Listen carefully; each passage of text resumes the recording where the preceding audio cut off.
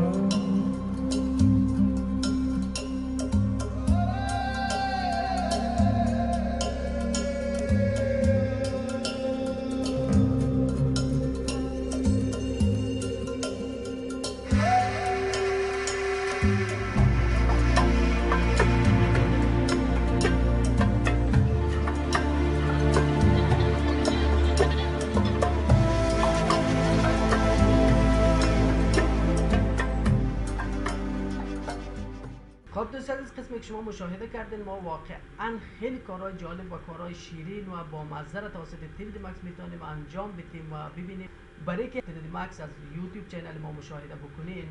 یوتیوب چینل ما را حتما سبسکرایب بکنین و همراه دوستان شریک بسازین و ویدیوهای ما را در یوتیوب چینل حتما دوست عزیز لایک بکنین و سوالات، انتقادات، پیشنهادات خود در قسمت کامنت در خود یوتیوب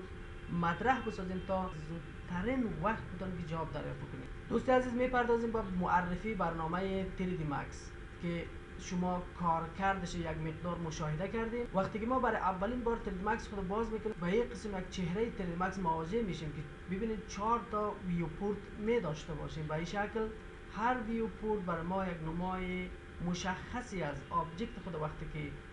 ترسیم میکنیم برای ما نشان میده. و همچنین قسمت بالا رو که می‌بینید این عبارت مین به نام مین تول بار یاد میشه که شما میتونین این رو به شکل شناور تبدیل بکنین یا هر قسمتی خاص تو باشین این رو قرار بدین و بمانین. ما میاریم به طرف بالا در قسمت میمانیم، یا اگر نخواستین باشه در قسمت رایت کلیک میکنین میایین از قسمت مین تول بار رو میگین براتون از بین بره. ببینید که مین تول بار بر شما از بین میره و همچنین بیاین دوباره رایت کلیک بکنین مین تول بار براتون پس میاد. و ابزارهایی که به این طرف شما میبینید دوستان عزیز، این منطقه به نام کمان پنل یاد میشه. کمان پنل یا تمام دستوراتی که از این قسمت ما میتونیم کار مکمل یک پروژه را از این قسمت انجام داده میتونیم که به نام کمان پنل یاد میشه که تمام دستورات اجرایی 3D Max در این قسمت جابجا شده.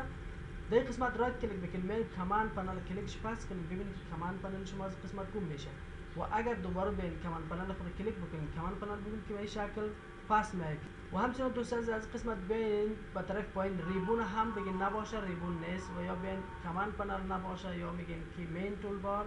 یا کلیک میکنین میگین ویو نباشه. ببینید که به این شکل شما میتونید داشته باشین. رایت کلیک میکنیم مین کمان پنل ببینید در این قسمت موجود باشه و همچنین مین تول بار در این قسمت موجود می باشه و رایت کلیک بکنید از این قسمت میگین که ریبون هم باشه که اینمی خطایی که پریفرم سیلکت و بعضی چیزهای دیگه هست عبارت از ریبون می باشه و همچنان ویو که اینی ساحه می باشه بعدا در پروژه استفاده خواهد کردیم و همچنان بعضی تنظیمات دیگه و همچنان شما میبینید که 4 تا ویو پورت می داشته باشیم در این قسمت که برای تشریح ویو پورت ها میایم از قسمت یک آبجکت ترسیم میکنیم میایم بالای کمان پنل بالای مثبتکش کلیک میکنیم آپشنایی که به این ترتیب باز میشه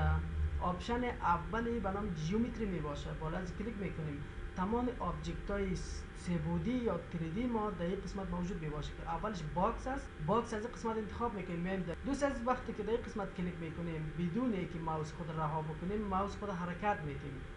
حرکت میتیم به این ترتیب وقتی سطح قاعده باکس ما وقتی تعیین شد ماوس خود رها میکنیم حالا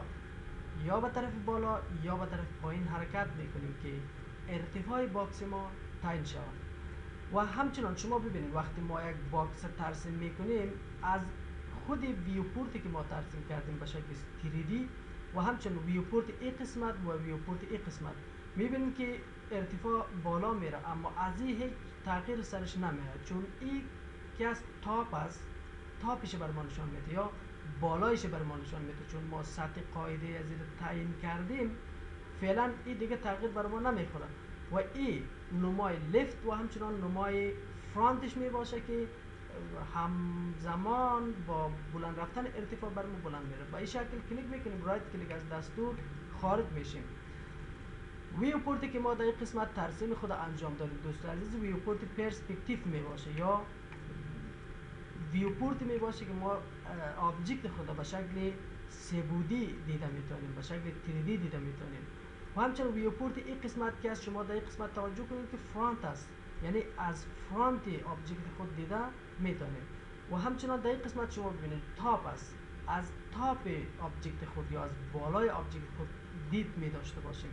و همچنان در این قسمتش لیفت است یعنی از طرف چپ آبجکت خود ما دید می داشته باشیم و این قسمت قسمی که قبلا براتون گفتم نمایی که ما از سه بود آبجکت خود دیده میتونیم پس میره دیلیت میکنم میایم یک تیپور ترسیم میکنم برای تشریح کردن بهتر این کار و شما ببینید که در این قسمت میتونیم که لفتش داشته باشیم در این قسمت میتونیم که تاپش داشته باشیم در این قسمت میتونیم که فرانتش داشته باشیم البته میتونیم یا هم تغییرات بالایش بیاریم در این قسمت تاپ است کلیک میکنیم بالای تاپ ببینید که میشه مختلف بودایش ببینیم مثلا باتومش میبینیم ببینید باتومش یا زیرش بکش میبینیم این عبارت از بکش میباشه و هر طرفش که بخوایم ببینیم لفتش میتونیم ببینیم و همچنان هر طرفش خواسته باشیم دیده میتونیم از این ویو پورتای ما البته از یا میتونیم به شکل 3D ببینیم بالای هم کلیک میکنیم به شکل 3D و همچنان میتونیم که از این قسمت هم هر بودش خواسته باشیم ببینیم یا به این شکل میتونیم ببینیم میایم بعد از این کارا دوست عزیز بالای ویو پورت پرسپکتیو خود کلیک میکنیم میره انتخاب از کیبورد آلت میگیریم بعدا دبلیو رو فشار میتیم که صفحه ما به شکل پرسپکتیو به این شکل به شکل کلان ما دید داشته باشه پس میایم آبجکت خود انتخاب میکنیم دوست عزیز از قسمت از کیبورد میگم دیلیت این دیلیت میشه از این قسمت شما میتونید که ایرا نمای هم یا استاندارد ببینید گرید صفحه تنظیمات وقتی که شما میبینید به این شکل گرید بندی می باشه به شکل سطح افق از کیبوردتان جی رو فشار بدین از بین میره اگر جی رو دوباره فشار بدین براتون پس گرید نمایان میشه و همچنان میایم در این قسمت یک آبجکت خود ترسیم میکنیم رایت کلیک از دستور خارج میشیم از این قسمت میتونین از ابعاد مختلف آبجکتتان دید داشته باشین البته که شارتکت هم می داشته باشه ببینید که تاپ تی است باتوم بی است فرانت اف است میایم از کیبورد تاپ فشار بدیم ببینید که تاپش اف فشار میده ببینید که طرف فرانتش ال فشار میده ببینید که طرف لفتش و پیر فشار میده ببینید که پرسپکتیو یا علوم نمای تیریدیش برای ما نشان میده و از کیبورد بین اف 3 فشار بدیم به شکل پر نشان میده. F3 رو فشار بدین به شکل خالی نشان میده. F3 رو فشار میتون به شکل پر و خطوطش هم بر ما نمایان است. F4 رو فشار بدین خطوطش از بین میره، یعنی اون سگمنت هایش از بین میره که میتونید به شکل بسیار واضح دید داشته باشیم. خب از این قسمت اگر ما به بالای علامت مثبت کلیک کنیم، با این بالای جیومتری میتونیم تمام ترسیمات تیریدی را از قسمت انجام داده میتونیم. به این شکل ترسیمات خود انجام میتیم. اسفیر داشته باشیم و همچنان دیگه اسفیر داشته باشیم، سیلندر داشته باشیم و همچنان تیپود داشته باشیم. در این قسمت دوست عزیز که شما میبینین آبجکت هایش مثل باقی پروگرام ها میشه که هر آبجکت ما از قسمت لیرش آف بسازیم. ببینیم که تیپوت آف میسازه و از بین میره، دوباره فعال میسازه بر ما نشان داده میشه. و همچنان اسفیر خدا یا کره خدا یا اسفیر دوره یا میخوایم که سیلندر خدا و همچنان باکس خدا ببین که از بین میره، چیش میشه دوباره باز میکنیم یا اونو فعالش میسازیم که این دوباره بر ما پس میاد. خب دوست عزیز این بود یک معرفی به این شکل که با شما دوست عزیز معرفی کردم. قسمت پایین که میبینید دوست عزیز این منطقه انیمیشن سازی میباشه که خیلی زیاد با کار ما میاد. فرض مثال ما میایم در این قسمت یک باکس ترسیم میکنم، یک باکس است و میایم از قسمت اتوکی رو فعال میکنیم. اتوکی رو فعال کنیم ببینید به یک رنگ سرخ اطرافش برای شما یک خط میشه که اینی رو کش بکنیم به این طرف به طرف آخر. ببینید که نمبر گذارش از 0 تا 100 میباشه. این رو کش کردیم. حالا میایم از قسمت موو انتخاب و این رو هم به این ترتیب به این سمت کش میکنیم و حالا میایم یک سیبکی رو بالایش کلیک میکنیم، اتوکی خود غیر فعال میکنیم. از این قسمت ببینید که اتوکی غیر فعال شد. حالا این رو ما پس میارم، ببینید که باکس ما هم حرکت میکنه و حرکت داره. و اگر این قسمت رو بگیم که پلی، ببینید که باکس ما حرکت میکنه به این شکل، یک حرکت می داشته باشه.